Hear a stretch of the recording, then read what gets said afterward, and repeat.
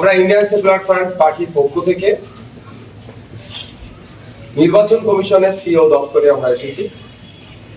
চলমান পশ্চিমবাংলায় যে বিষয়টা নিয়ে আতঙ্কের পরিবেশ তৈরি হয়েছে, নামের বানান ভুল, আকারে কারো ভুল, সারনেম আগে পরে থাকার জন্য বা পিতা পুত্রের বয়স 15 বছরের ব্যবধান বা 50 বছরের ব্যবধান, এই ধরনের বিষয় মাইগ্রেন্ট লেবার যারা বাইরে আছে, কর্মসূত্রে যারা বাইরে আছে, এই একাধিক বিষয়গুলো নিয়ে বিশেষভাবে যারা সক্ষম গর্ভবতী মহিলা এবং যারা অসুস্থ, যারা বার্ধক্য উপনীত হয়েছে, তাদের হিয়ারিং নিয়ে যে ডামাডোলের পরিস্থিতি তৈরি হয়েছে, বাংলার যা পরিস্থিতি লাস্ট 2-3 দিন দেখলে দেখা যাবে একটা খারাপ দিকে এগিয়ে যাচ্ছে। এটা আমি একজন দায়িত্বশীল নাগরিক হিসাবে আমাদের পার্টি আমরা এটাকে কোনোভাবেই মেনে নিতে পারি না। সেই জন্য বেশ কিছু বিষয় নিয়ে 11টা দাবি নিয়ে আমরা আজকে সি অফিসে এসেছিলাম। সিও স্যারের সাথে এই বিষয়গুলো নিয়ে আলোচনা হয়েছে। তিনি আমাদের অনেক বিষয়কে রিকগনাইজ করেছেন, অর্থাৎ তিনি এগুলো হওয়া দরকার তিনি বলছেন, কিন্তু এগুলো তিনি তার হায়ার অথরিটি আছেন তাদের কাছে তিনি কনভে করবেন জানাচ্ছেন। আর বেশ কিছু বিষয় থেকে আমি তাদের কাছ থেকে জানতে চেয়েছি, এর ডকুমেন্টস আকারে তাদের কাছে আমাদেরকে প্রোভাইড করতে হবে, এটাও বলে আমি এসেছি। যেমন আপনাদেরকে বলি, আমরা বলে এসেছি যারা মাইগ্রেন্ট লেবার ভিন্ন রাজ্যে কাজ করছে, তাদের যদি ফিজিক্যাল অ্যাপিয়ারেন্স করতে বলে হিয়ারিং এর জন্য, তাদের পক্ষে সম্ভব হয়ে উঠবে না। হয় তাদের ভার্চুয়ালি করতে হবে, অন্যথায় তাদের পরিবারের কাউকে এখানে গ্রহণ করতে হবে, তার পেপারস নিয়ে হাজির হবে। ভার্চুয়ালি সিস্টেম দ্বারা যাতে আপলোড করা যায়, আপডেট করা যায়, তা নিয়ে বলছি। আমরা বলছি বিশেষভাবে যারা সক্ষম তারা কি করবে। ভোট দানের সময় আমরা দেখেছি অসুস্থ বা বার্ধক্য যারা উপনীত হয়েছে তাদের বাড়িতে গিয়ে ভোট নেওয়া হয়। কেন এখন হিয়ারিং তাদের বাড়িতে যাওয়া হবে না? আমরা জানিয়েছি প্রস্তাব রেখেছি প্রত্যেকটা পোলিং স্টেশনে অন্তত হিয়ারিং এর ব্যবস্থা করা হোক, সেটা এনারা বিবেচনা করবেন, কিন্তু আমরা প্রস্তাব আজকে রেখেছি। আমরা বলছি যে এই যে পরিস্থিতি তৈরি হচ্ছে, নির্বাচন কমিশনকে আশ্বস্ত করতে হবে বাংলার মানুষকে, সারনেমের বানান ভুলের জন্য বা সারনেম আগে পরে থাকার জন্য এই আতঙ্কের পরিবেশ তৈরি হবে কেন, বা এই ধরনের 2002 এর ভোটার লিস্টের নামের সাথে আজকে নাম ম্যাচ করছে না বলে তারা ম্যাপ অলরেডি 2002 ভোটার লিস্টে তথা এসআইআর লিস্টে নাম আছে, তাদের নামটাও আজকে তাদের হিয়ারিং এ ডাকা হচ্ছে কেন, এই নিয়ে অনেক আলোচনা করলাম। একটা ভয়ঙ্কর অভিজ্ঞতা আমার আজকে কিন্তু হয়েছে, সেই অভিজ্ঞতা আমি শেয়ার করছি। আমি বললাম যে এই ধরনের আপনারা যে এই যে মেশিনারির উপরে কিভাবে ছেড়ে দিচ্ছেন, সফটওয়্যারের উপরে, শুনলাম এআই দিয়ে হচ্ছে। তখন বললেন যে আমরা অলরেডি বিহারকে দেখি, বিহারের এই নাম এন্ট্রি করার জন্য ডেটা অপারেটর হিসাবে হোক বা 1000 ম্যান পাওয়ার ছিল, সেই অনুযায়ী এখানে সিও দপ্তর থেকে নাকি টেন্ডার ডেকে স্টেটকে দেওয়া হয়েছিল প্রস্তাব, যেখানেও এটা আপনার ম্যান পাওয়ার দেওয়া হোক, ডেটা অপারেটর হিসাবে নিযুক্ত করা হোক। ওটা সব হয়ে গেছে, ফিনান্স ডিপার্টমেন্টে গিয়ে আটকে আছে লাস্ট 6 মাস ধরে।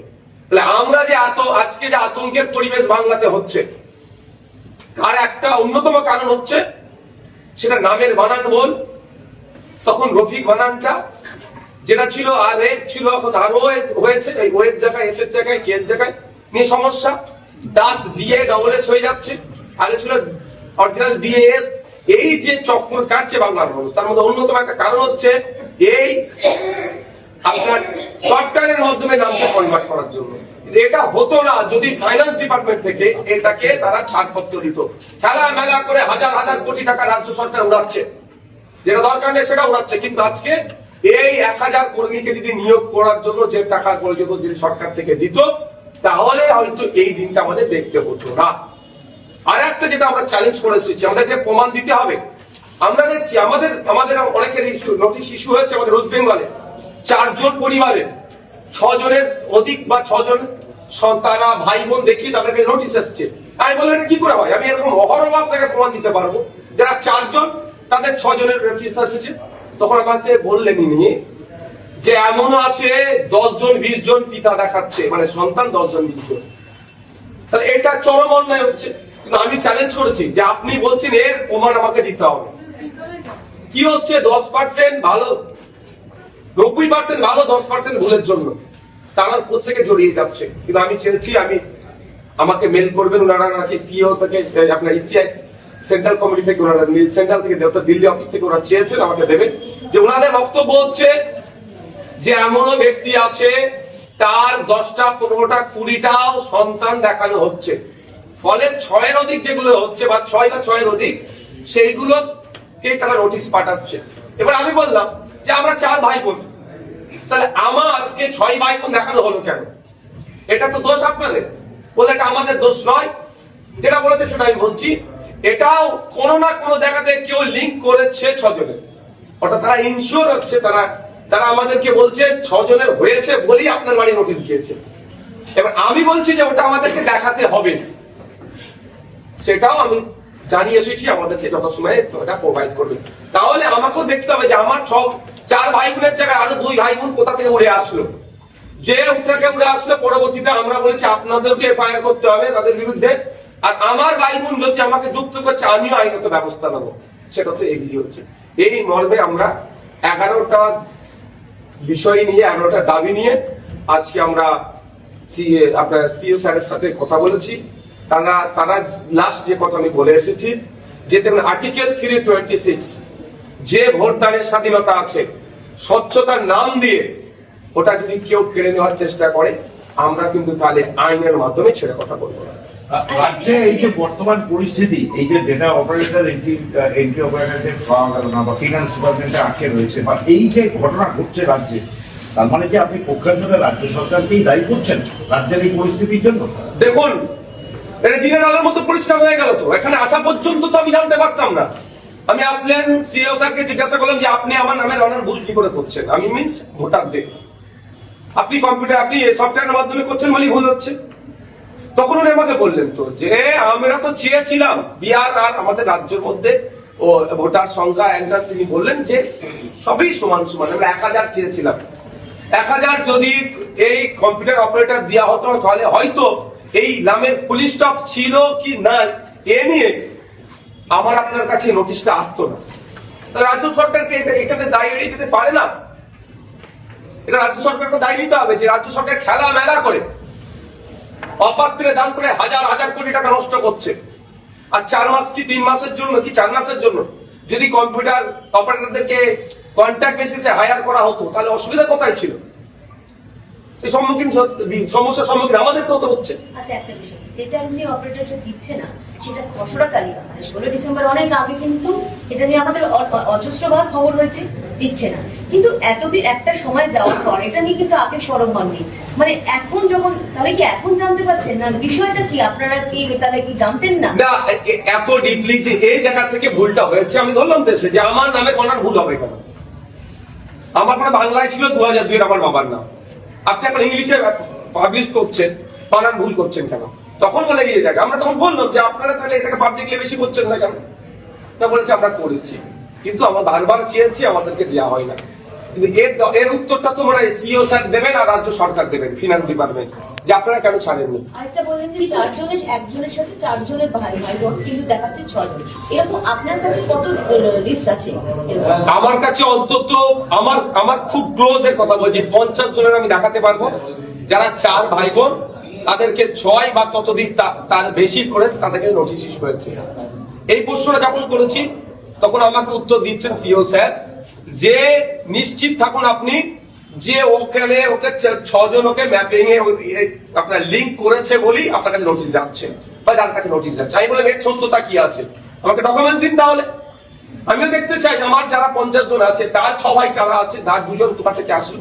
উনি বলেছেন ওয়েট করুন, আমাকে দেবে, আমাকে যদি তখন প্রোভাইড করবে আমি তাদের কাছে সিও স্যার কাছে অনুমতি নেবো, যদি পাবলিক করতে বলে সেটাও পাবলিক করবো।